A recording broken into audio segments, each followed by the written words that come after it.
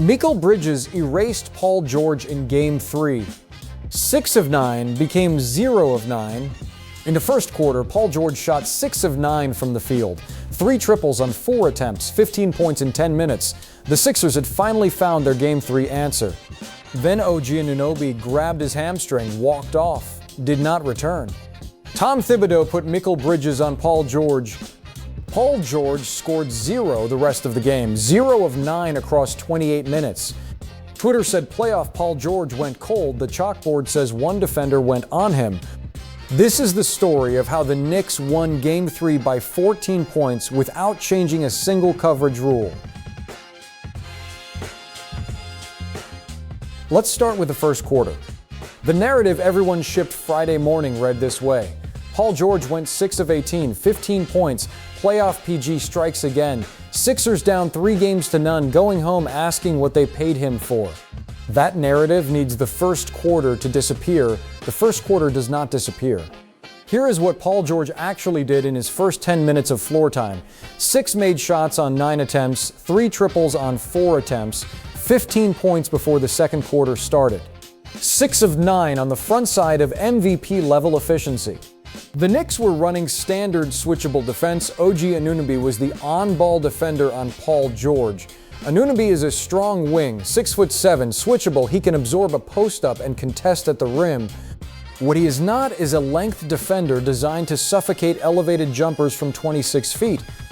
Paul George at 6'8" plays a face-up game, step-back triples, pull-up mid-range. Against an Anunoby contest, the gap between the ball and the contest at release was about 6 inches. He saw the rim, he set his feet. The shot looked like the shot he has taken since he was a Pacer. 6 of 9, 3 triples on 4 attempts, 15 points in 10 minutes.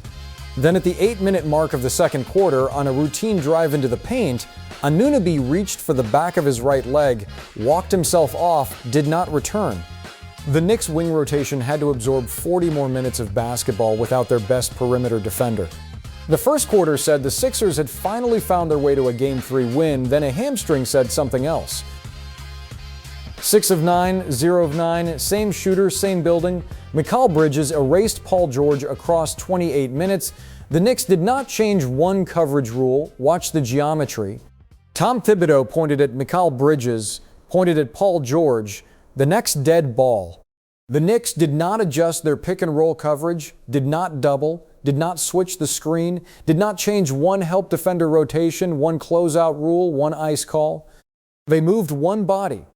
Mikal Bridges is the rare wing whose length closes the release point gap on a 6'8" pull-up shooter. Anunoby contested at 6 inches. Bridges contests at 2. Paul George's release point did not change. Bridges' wingspan changed it for him. The second weapon is screen navigation. Anunoby fights through screens by absorbing contact and trailing. Bridges slips. He goes under nothing on Paul George. He top locks every high screen. He forces Paul George to reset the action below the line with the shot clock burning.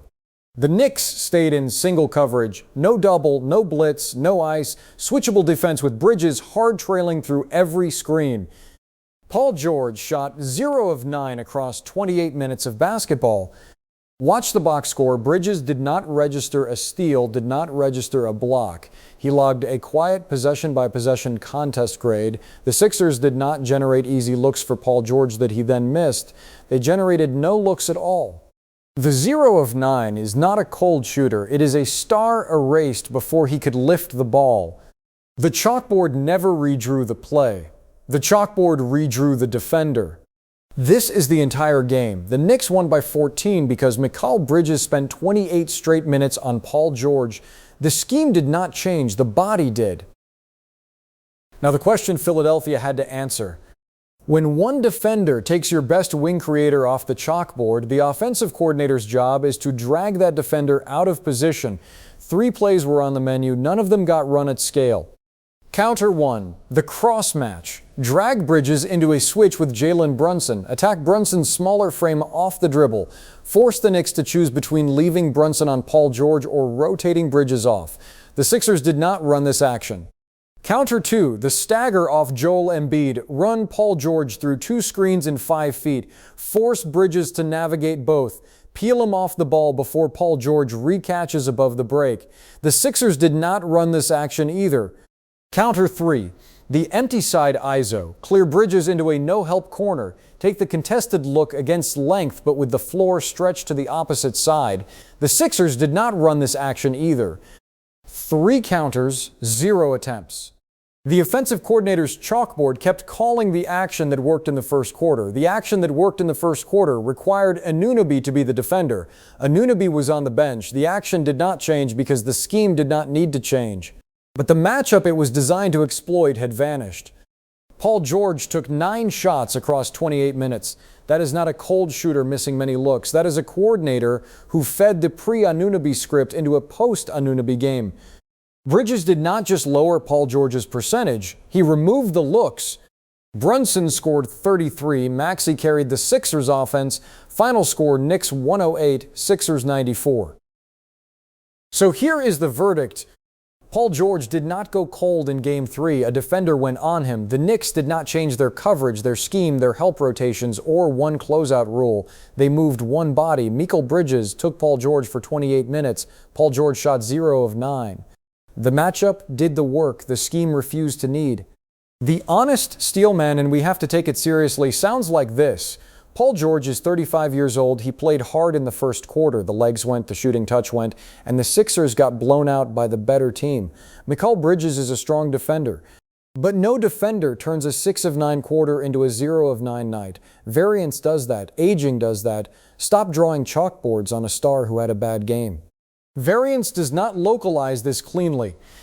A 6 of 9 first quarter and a 0 of 9 final 28 minutes inside the same 48-minute window is not a cold streak. It is a step function. Sharp, clean, time-stamped. To the second OG, Anunoby walked off the floor. A step function in scoring efficiency that aligns to the moment the defender changed is not variance, it is a defender effect.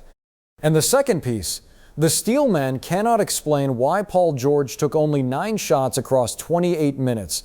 Cold shooters miss many. Erased shooters do not get many to attempt. The shot volume collapse is the tell. Bridges did not just lower the percentage, he removed the looks. There are 3 levers on this chalkboard. Lever 1, the matchup. Anunoby's exit removed the defender Paul George was built to score on. The first quarter chalkboard died on a hamstring. Lever 2, the personnel. Bridges' length closed the release point gap from 6 inches to 2. 0 scheme change, 1 body change.